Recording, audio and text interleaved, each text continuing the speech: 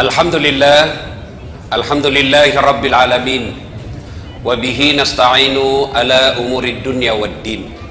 Asyhadu an la ilaha illallah wa asyhadu anna Muhammadan abduhu wa rasuluh.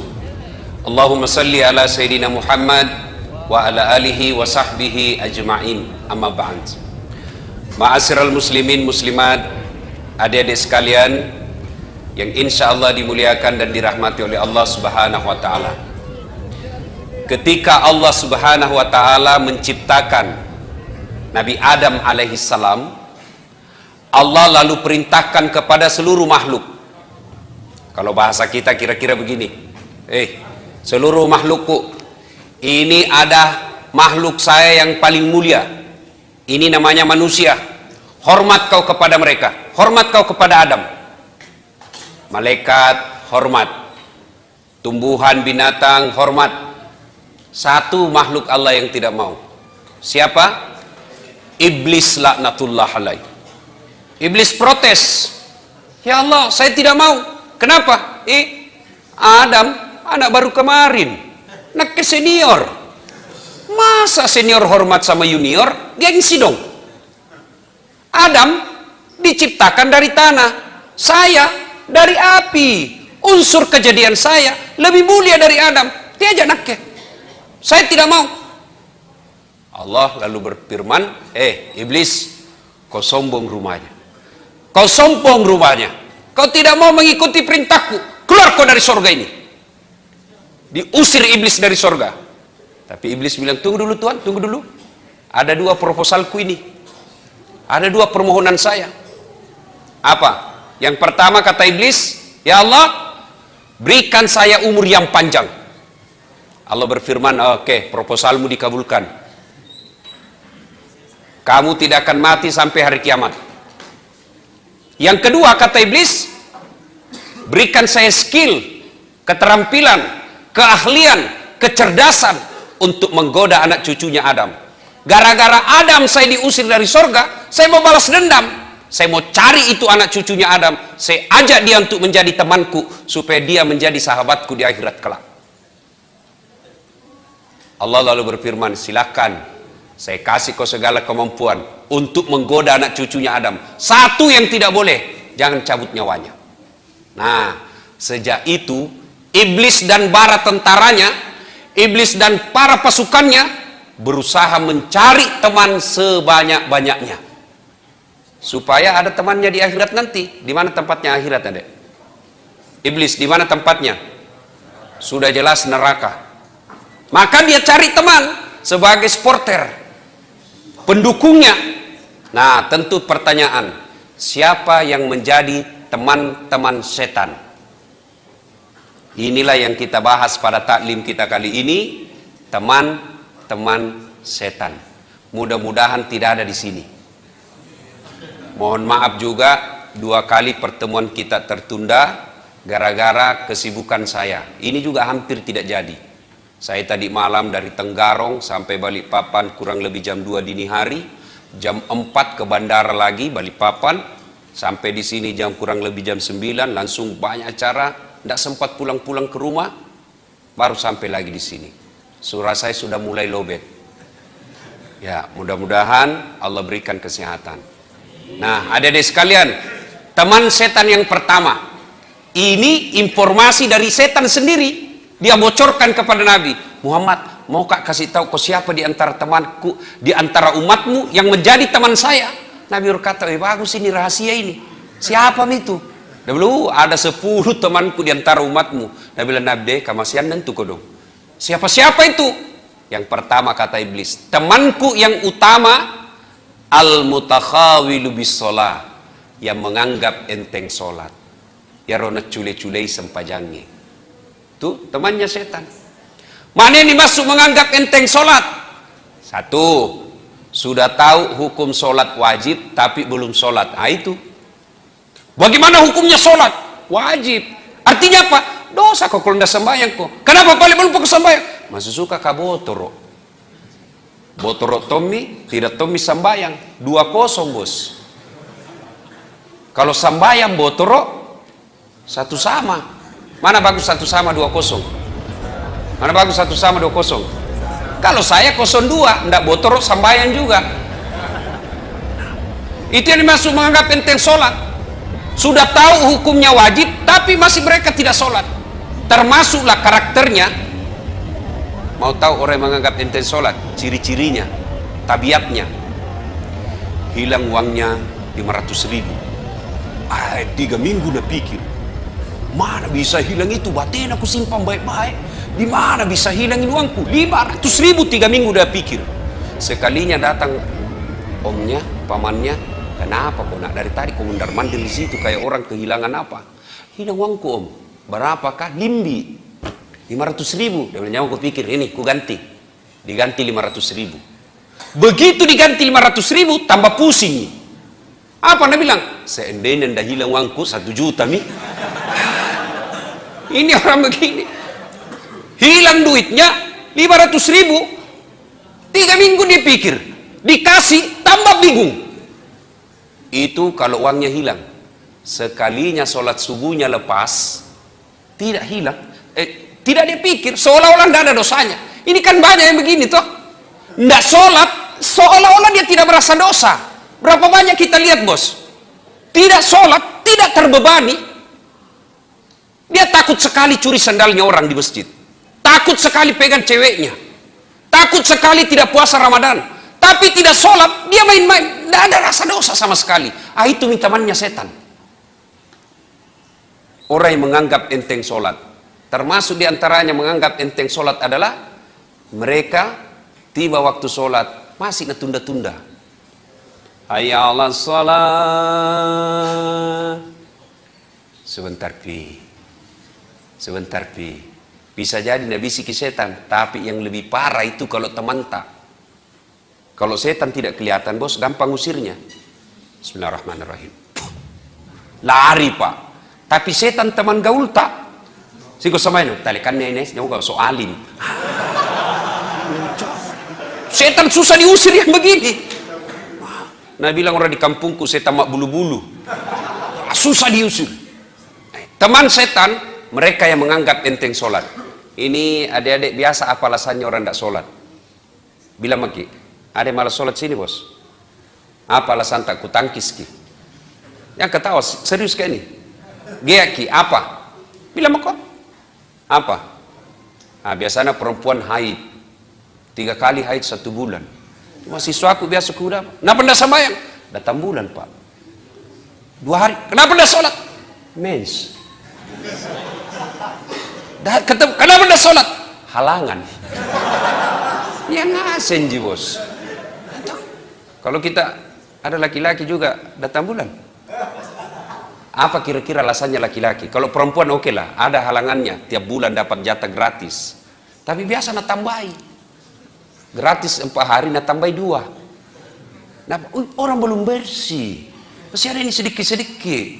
Nah bilang mama, nah balik-balik kok. Apa balik-balik mak? Kasih liaki. Astagfirullah. Ayo, kalau kita laki-laki, apa alasan tak nak sholat? Tidak ada. Ustadz, tidak ada hafalan sehafal. Mulai kecil sampai sekarang, tidak pernah menghafal bacaan sholat. Wala ta'asu min rauhillah. Jangan putus asa. Gimana caranya Ustaz? Datang kita berjamaah di masjid. Kalau imam sudah baca, makmum sudah diwakili. Tidak baiknya kalau ku bilang imam baca, dia makin di belakang. Itu saja kita baca, amin, dia makin lagi. Sudah sah. Bagaimana kalau sendiri Ustaz? Sedikit jiku hafal, kul tomo. Rakaat pertama, kul huwallah. Rakaat kedua, kul huwallah lagi. Besok nih. Coba, tapi jangan begitu terus. Sambil belajar. Apalagi, Ustadz, pulang kampung ke Ustadz. Mobil tidak mau singgah. Allah kasih keringanan. Gimana? Tayamum. Tayamum ki di atas mobil. Tidak mau singgah sopir Ustadz. Di atas mobil ki sopir. Sholat. Dah. Bos, biar tidak sembahyang itu sopir. Kalau kita bilang ke singgah dulu, mau ke sembahyang, pasti nak kasih singgah ki. Kecuali mau jadi buang air besar, biasa tidak nak kasih singgah ki. Pernah dulu waktu kuliah, ada temanmu sekali buang air besar. Oi sopir, boleh pakai kalau kat jambang. Singgah dulu, mau sekali kamu buang air besar. Nah bilang sopir, perasaanmu itu. Perasaanmu saja itu. Dia bilang, "Nih, betogak-togak kak." Akhirnya apa? Tacir. Keluar itu, bau satu mobil. Balik ini sopir, jambangin anak iya. Biar ini anak, dia bilang, perasaanmu gitu. Coba. Tapi kalau sholat, biar ndak sholat itu sopir, biar dia orang Nasrani, begitu adik-adik bilang, kasih singgah kak dulu, mau kak sholat, pasti nak kasih singgah.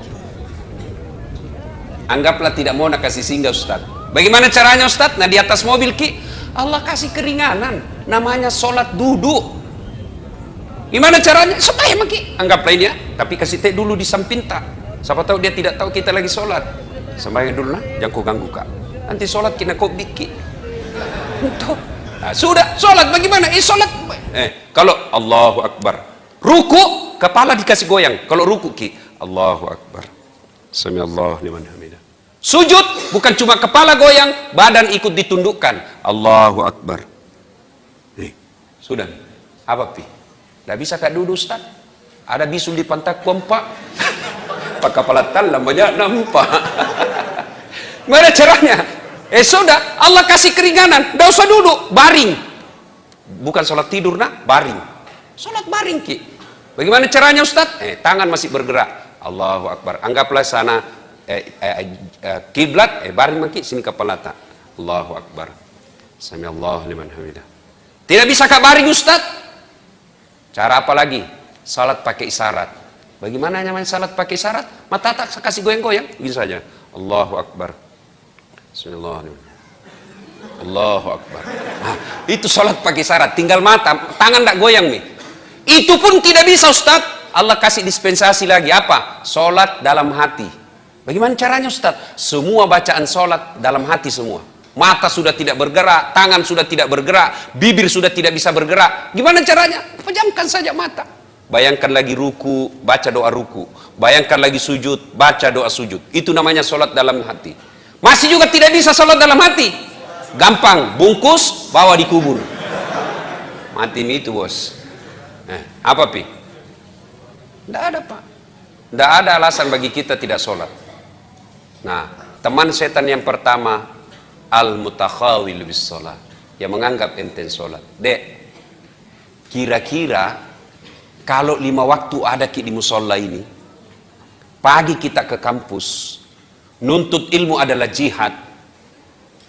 Kemudian sore pun kita pergi main basket lah, main bola.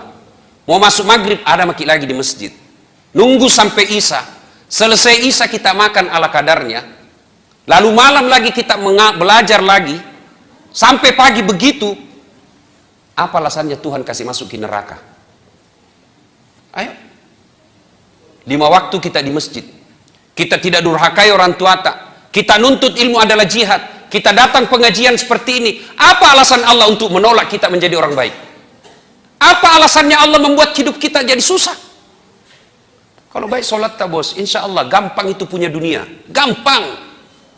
Saya bisa cerita begini karena saya alami. Saya paling sering itu kalau setiap saya cerita soal ini. Saya pernah itu rasakan di PIS 3 Unhas sini, Sospol, lantai 2. Saya ingat terus itu. Ruang 207. Saya keluar dari teman, keluar dari kelas belajar, nak tunjuki kak seniorku. Apa nak bilang? Dasat, ndak malu-malumu itu cakar semua bajumu. Saya tidak marah. Saya cuma berdoa kepada Allah, ya Allah, berikan saya umur panjang supaya saya bisa berbuat baik sama ini orang. Alhamdulillah, Ramadan kemarin, tahun ke-6 itu orang setiap Ramadan saya kasih zakat. Saya pernah rasakan menjadi cleaning service, mapanyuki. 4 toilet saya harus bersihkan setiap hari. Saya bilang, jami gaji kak, kasih masuk namaku undian umroh gratis. Sampai tutup itu kantor ndak dapat. Alhamdulillah, biiznillah, dengan izin Allah, Allah kasih saya rezeki punya travel sekarang. Saya bisa umroh kapan saja saya mau. Coba. Kecil kalau itu dunia. Apa susahnya Allah kasih kita dunia? Nah bilang orang bungi, nagatte mi puange komelo. Kecil buat Allah. Dulu jalan kaki pergi sekolah dari Jalan Harimau pergi jalan Cakalang, Semempat, jalan kaki. Kadang-kala coko-coko karena malu dila orang. Masuk di itu pasar Cidu, jalan kaki. Alhamdulillah, biiznillah, ada Tommy mobilku beberapa. Alhamdulillah, dengan izin Allah. Dulu lihat pesawat di kampung, dikejar. Kapal lutu, dikejar itu Pak, di kampung. Sampai kita masuk, tabrak sawah, masih di letu. Saya lebih saja itu nanti naik pesawat. Bismillah. Hampir tiap hari sekarang saya naik pesawat. Dan hebatnya lagi, bukan saya yang bayar. Coba, dengan izin Allah. Kecil buat Allah. Gimana caranya? Bereskan sholatmu. Kecil itu jadi dokter. Kecil itu jadi pegawai negeri. Allah cuma minta, perbaiki sholatmu. Baik sholat, tidak ada alasan menolak. Tidak ada alasan Allah untuk menolak doa kita. Yang penting baiki sholat.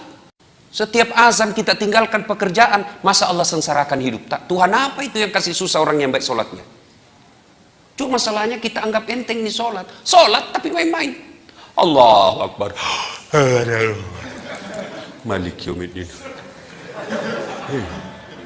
Allahu Akbar. 30.000. Beli pulsa 10.000. Mana ini 20?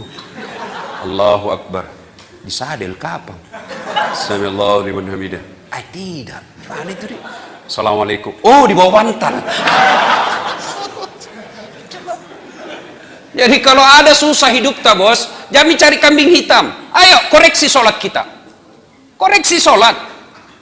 Adik-adik sekalian, kalau baik sholat, insya Allah, Allah perbaiki hidup kita. Allah sempurnakan hidup kita. Nah, ada yang bilang, kenapa Pak itu Ustaz ya? Rajin namamu sembahyang, tidak banyak masalahnya. Pasti seandainya tidak sholat, lebih banyak lagi masalahnya. Kenapa Pak sholat itu Ustaz? Banyaknya masalahnya. Yang kedua, dia tidak ikhlas. Hayya 'alas shalah. Asar misalnya. Barusan duhur. Tidak ikhlas kok bos.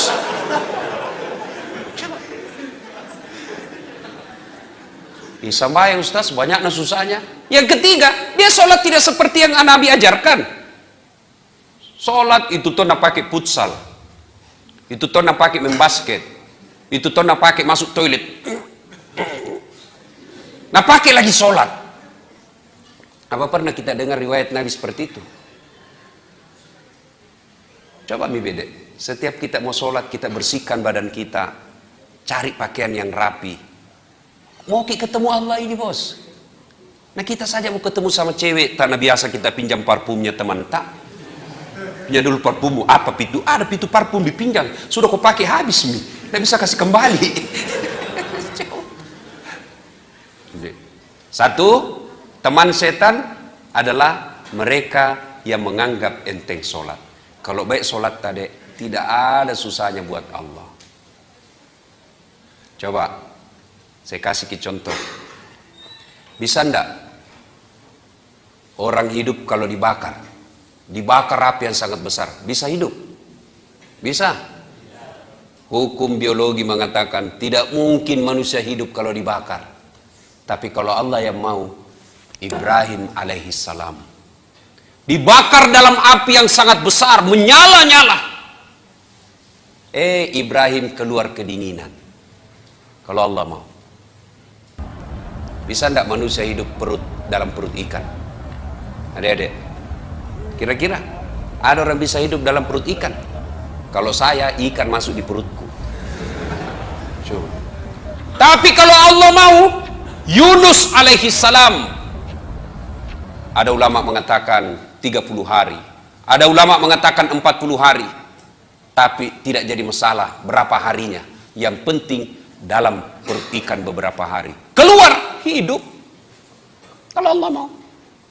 Pernah lihat got musim hujan sekarang? Lihat itu got-got kita, kalau airnya mengalir ke kanan, kemana benda yang ada di atasnya? Hah? Ke kanan. Kalau air yang ada di atas situ mengalir ke kanan, maka benda yang ada di atas air tersebut mengalirnya ke kanan. Tapi kalau Allah yang berkehendak, sungainya Nil air sungai Nil mengalir ke kanan, petinya Nabi Musa mengalir ke kiri. Hebatnya lagi, waktu itu Fir'aun bikin perda, anak laki-laki, bayi laki-laki yang kau dapat, bunuh hidup-hidup. Apa yang terjadi? Justru bayi Musa alaihissalam, bayi Musa masuk ke pekarangan istananya Fir'aun. Siapa yang dapat? Istrinya Fir'aun. Masya Allah. Kalau Allah yang mau. Bisa enggak perempuan hamil tidak pernah disentuh laki-laki? Bisa. Hukum biologi mengatakan tidak mungkin, Ustaz. Tapi kalau Allah yang mau, Siti Maryam, wanita suci, tidak pernah disentuh laki-laki, hamil melahirkan Isa alaihissalam. Cuma zaman sekarang banyak tomo saingan sama Siti Maryam. Hamil tidak ada suaminya, beleng-beleng. Kalau Allah mau, bagaimana supaya Allah mau? Perbaiki sholat. Ada deh, perbaiki sholat. Ya, tiba-tiba ditelepon orang tua tak, ma, membayar kak besok. Kau tahu Mina, bapakmu pensiun mi. Gaji pensiunnya untuk makan kami saja di kampung tidak bisa. Mengadu maki kepada Allah. Jangki mengadu di Facebook. Sekarang anak muda tempat curhatnya Facebook, Twitter, deh talekang. Apa ada di Facebook? Berdoa Ustaz. Ih, sibuk nih Tuhan mau baca statusmu. Di mana orang berdoa Ustaz? Di atas sajadah. Bangun maki sepertiga di akhir malam. Nangis di hadapan Allah. Ya Allah, kau larang saya meminta-minta. Kau larang saya mencuri. Kau larang saya mengemis. Kemana saya meminta ya Allah? Tidak mungkin aku merepotkan orang tuaku saat ini. Engkau yang maha kaya ya Allah. Udahkan bagiku untuk mendapat rezeki. Masa Allah tidak kabulkan kalau kita curhat bos? Minta kepada Allah. Cuma caranya perbaiki sholat. Dan adik-adik sekalian, percaya ki bos, tidak ada orang tidak ada masalahnya di dunia ini. Tidak ada orang. Semua orang pasti punya masalah. Alhamdulillah. Ketika ada masalah tak, Allah tidak meminta, Das'ad jadi wali kota kau dulu. Nah. Ada tim suksesku dulu sini. Das'ad jadi gubernur kau dulu. Tidak. Allah cuma minta, cewek, cowok, ada masalahmu, ista'inu bisabri wassalah. Sabar kok, perbaiki sholatmu, saya yang selesaikan masalahmu. Itu janji Allah. Allah cuma minta, sabar kok, perbaiki sholatmu, saya yang selesaikan masalahmu. Jadi ketika ada masalah dalam kuliah ini, sabar saja, tingkatkan kesabaran, sempurnakan sholat, Allah yang selesaikan itu. Apa itu sabar Ustaz? Apakah duduk-duduk di kandat atau kepala? Sabar kak bos. Oh bukan sabar itu, beleng-beleng. Tuh ya, satu, teman setan. Al-mutakhawilu bis sholat, yang menganggap enteng sholat. Yang kedua, temannya setan. Ini setan sendiri yang rahasia, bocorkan rahasianya. Siapa yang menjadi teman setan yang kedua? Yaitu qillatul haya, atau makuras siri, kurang rasa malu. Oh ini banyak. Sholat baik, tapi kurang rasa malu. Mana kurang rasa malu? Prakteknya kalau perempuan mulai dari cara pakaiannya. Sekarang banyak perempuan pakai jilbab tapi tidak memenuhi syariat. Sempit. Biasa saya bingung nggak? Kayak celana dulu waktu ku kecil, biar itu bola bisa masuk di dalam celana. Nah bilang orang celana papi. Kipas besar. Sekarang sempitnya lagi. Sampai ku bilang ada mahasiswaku, bagaimana cara kasih masuk itu? Susah nih kasih masuk. Dia bilang, enggak gaul na Ustaz. Apa? Dia bilang, dikasih kantong plastik Ustaz. Oh begitu. Jadi besok-besok mau ku buang air besar, enggak dapat ku kantong plastik. Ujuli kinalemu dong. Coba. Adik-adik, saya pernah bicara sama ahli apa itu penyakit kandungan sama ahli kelamin ya. Ternyata anak-anak gadis keluhannya di dokter sekarang apa? Keputihan. Dan apa penyebab keputihan? Celana sempit. Dan kalau keputihan bedek tidak ditindaklanjuti dan tidak cepat diobati, maka bisa berujung pada kanker mulut rahim. Kalau